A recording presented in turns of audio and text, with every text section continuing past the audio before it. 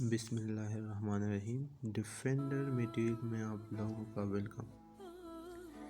تاریخ اسلام میں خلافت عثمانیہ ایک عظیم سلطنت گزری ہے۔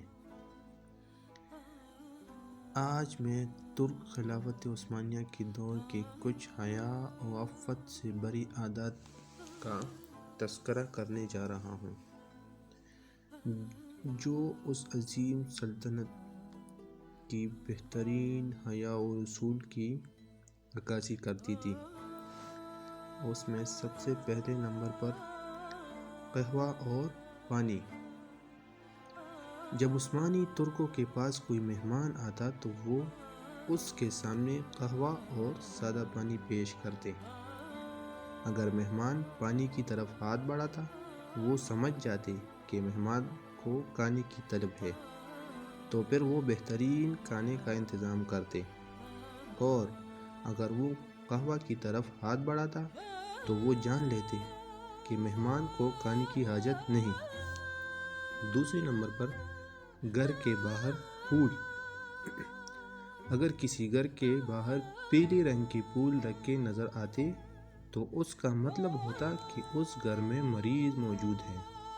آپ اس مریض کی وجہ سے گھر کے باہر شور شرابہ نہ کریں اور عیادت کو آ سکتے ہیں۔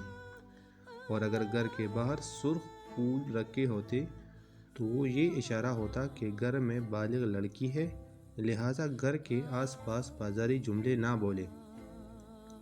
اور اگر آپ پیغام نکاح لانا چاہتے ہیں تو خوش آمدید۔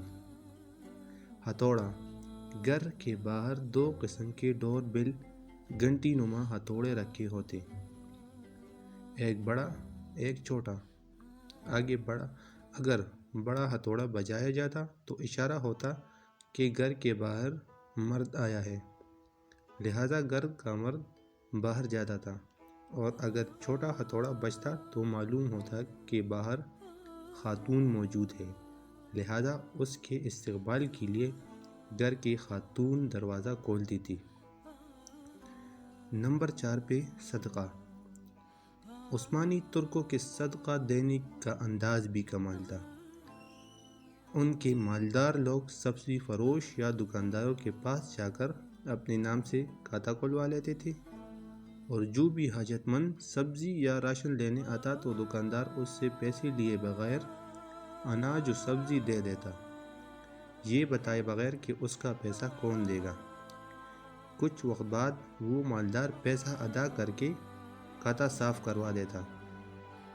نمبر 5 63 سال۔ اگر کسی عثمانی ترک کی عمر 63 سال سے بڑھ جاتی اور اس سے کوئی پوچھتا تھا کہ آپ کی عمر کیا ہے تو وہ نبی پاک صلی اللہ علیہ وآلہ وسلم سے حیا و ادب کرتے ہوئے یہ نہ کہتا کہ میری عمر 63 سال سے زیادہ ہو گئی ہے، بلکہ یہ کہتا کہ بیٹا ہم حد سے آگے بڑھ چکے ہیں۔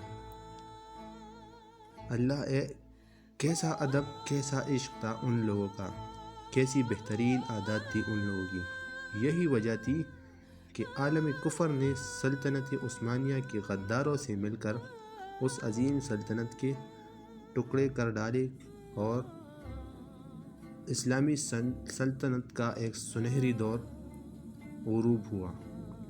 شکریہ۔